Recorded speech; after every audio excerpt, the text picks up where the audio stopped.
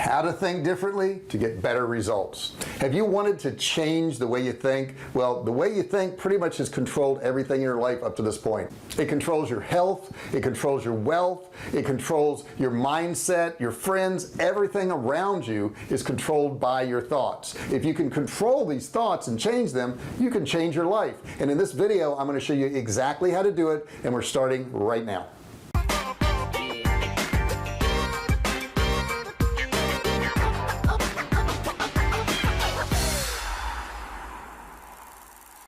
Hey, I'm J.R. Fisher. Thank you for visiting my channel. If you're brand new, do me a favor and subscribe below. Click that subscribe button, and don't forget, turn on notifications. Okay, you got to turn on notifications so that you know about these videos when I do them. You'll become part of the Fisher family, the VIP family that finds out before anybody else does. That's pretty cool, right?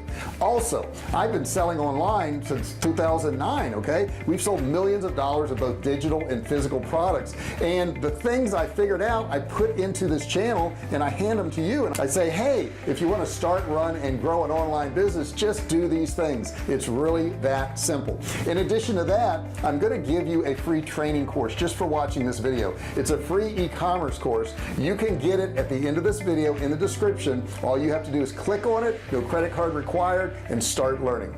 Okay, so let's talk about your thoughts and how they've controlled everything that's happened in your life up until now.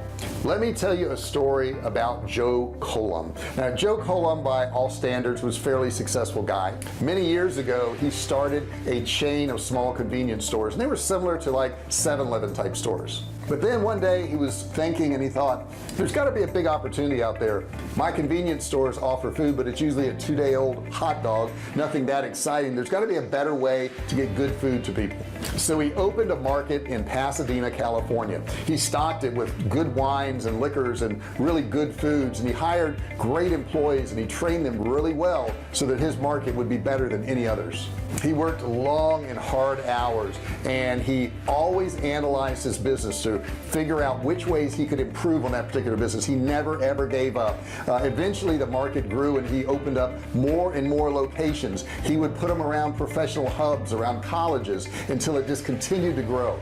He added more healthy foods, organic foods. He had diversified foods in there, unusual recipes and prepared foods that people could grab and go and heat up and just have a great dinner. Lo and behold, after a few years, that concept really took off, and Joe named all of his stores Trader Joe's. Now, Joe's success story was not really that unusual because he did some pretty simple things that made a lot of sense. He really cared about his employees. He paid them better than every other store was paying their employees. He had diversified foods that you couldn't get anyplace else. He was offering organic foods long before it was a big fad, and he wanted to have high quality foods in a really nice environment. All of his employees were taught to be polite and to help the customers out, and he even gave away samples at the back of the store every day. Some people, like myself, would actually go to Trader Joe's just to see what the sample was and end up buying things in the store. You see, here's the truth.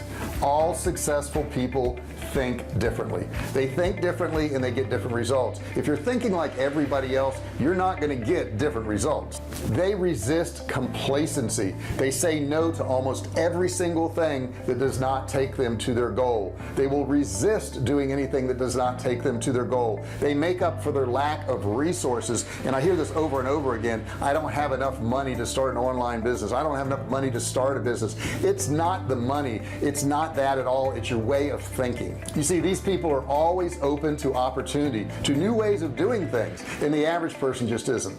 Now, if you're thinking this is a genetically inherited trait that I just wasn't born with, you're wrong. You can learn to think differently. The first step is realizing that you're not thinking correctly now. Okay, here's where to start. Number one, think differently about time.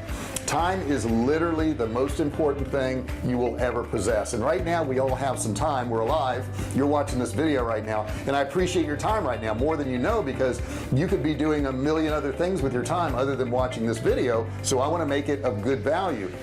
once you realize how valuable your time is, you may stop doing some of the things you're doing now. And I hear over and over again, well, my day's so full right now and all my time is used up, and nothing could be further from the truth. The truth is that you use up your time. You make decisions on what you're going to do with it. And if part of your decisions is I'm going to sit on the couch and sip coffee for the first hour of the day, that's an hour that you just blew. That's an hour that you could have done something with.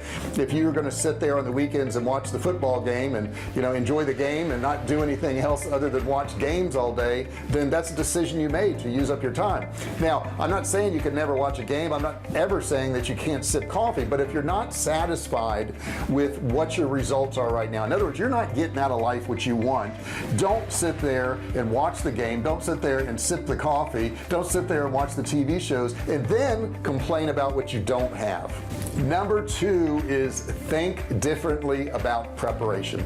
Too many people will say, well, we'll see what happens. I'll go there and I'll try this thing, or I'll try to sell something online and I'll run an ad, but I'll just see what happens for right now. Nothing could be further from the truth, because things don't just happen, they happen just. You have to prepare. Preparation is so very important. If you're going to have one conversation with somebody and it pertains to your business, I would suggest that you sit down and plan out that conversation in advance. Why not do that? Why not put down all the bullet points of the things you want to talk about? Why not plan out what you're going to say and what they may say back so that you get the most out of that conversation? If you get off track, you can look at your outline and say, oh, I'm off track, I'm wasting time right now, I should end this conversation. So bottom line is, you need to think about preparation in every aspect of your life, no matter what you're going to do, whether you're going to run an ad. If you're going to run an ad on Facebook, don't say, well, I'm going to run an ad on Facebook and see how it does. The first thing I would do if I ran an ad is I would learn how to run ads. I would spend a lot of time figuring out, what kind of pictures do I do? What kind of text do I do? What is my audience? Where is it going to go to? And if you don't know that, I've got a great Facebook ads course. I'll put a link down below there. You can grab that course. It'll walk you through everything on Facebook. And you're going to have to spend hours figuring out how to do a Facebook ad. But when you finally do a Facebook ad, you're going to be doing it right, and you're going to know that you did it prepared. And here's the funny thing. If you start preparing for stuff in advance, you're going to get a whole lot better results. I remember recently I had to go down to Florida and I had to give a talk down there, and it was with a group of marketers, and I thought to myself, what do I have that's valuable for those people? And I spent about a week and a half preparing for about a 30-minute speech. And you say, well, that's a lot of time. I said, well, yes it is, but I got a lot of good results out of it. I made a lot of relationships out of it. I made money out of it because people did business with me. So had I have not prepared, had I have just walked up and just started talking about stuff, it wouldn't have been near as good. Number 3, think differently about connections. A person who doesn't perform well, a person who is not that successful, will say, well, let me get a hold of this famous person, let me get a hold of this successful person, and I just want to go pick their brain, and I want to go find out what they know so I can apply all the things they know. Now, a successful person thinks, I'm going to add value to everybody I talk to. It doesn't matter if they're successful or not successful. I'm going to do something to help them. And I see this a lot in meetup groups and meetings and conventions, where people will say, well, I just want to go there and maybe meet some people that can help me out, instead of saying, I want to go there and see how many people I can actually help out. How many people can I give value to? How many people can I assist? And so many people say, well, I'm not going to give my time up for free. I'm not going to do that. Sometimes you need to give your time up for free, because people appreciate that you gave your time up for free, and they will talk to other people about it. Now, certainly, yes, you're going to say, well, some people just rob you of your time and constantly want favors. Yes, they will. And you can just cut those people out once you figure out what that is.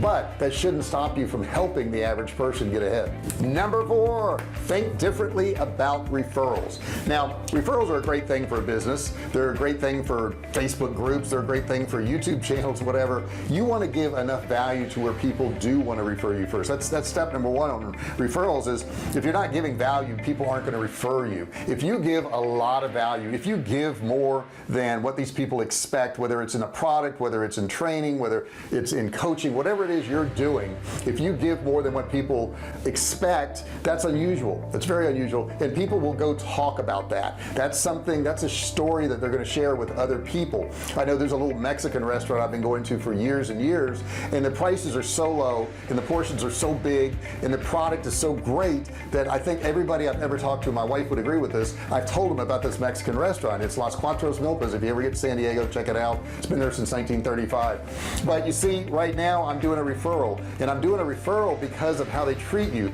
They're pleasant when you go in there, they're friendly, you get a lot of food, you got a great price, it's fun, and that's a way to get a referral, guys. So if you want to get referrals, instead of saying my people should give me referrals, this is something they should do, they won't if you don't treat them right. And the last part to getting referrals is you got to ask for them. Okay, do you know anybody else that would be interested in my product? Do you know anybody else that could use my services? Do you know anybody else that needs help in this area that I could assist? And those people will come forward if you've helped them out.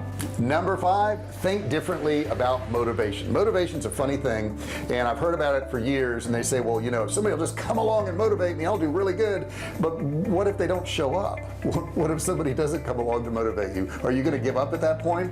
The point is, with motivation is really doing things when you don't feel like doing things. And if you continue to do things when you don't feel like doing them, you'll start to get results. Now, people think that motivation, getting that first, will equal success, and nothing could be further from the truth. Actually, it's just the opposite.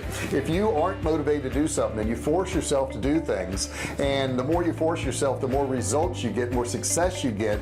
The more success you get, the more motivated you become, because you're successful. And success is one of the biggest motivators in the world. If you're successful at something and you know you're going to be successful at it, you'll be more motivated to do it. So the way it works is you do stuff that you're not motivated to do, you finally get some results and you get some success, and that success gets you more motivated, and you go back and get more results. So understand, success is motivation. Motivation isn't success. Number 6, think differently about leadership. Now, you may have an idea, for a course, and you may say to yourself, well, what right do I have to tell other people how to do things? I mean, I'm not a leader right now. I don't know how to do anything. I can't do anything. And bottom line is, with the internet nowadays, you can learn how to do anything you want, and pretty much for free.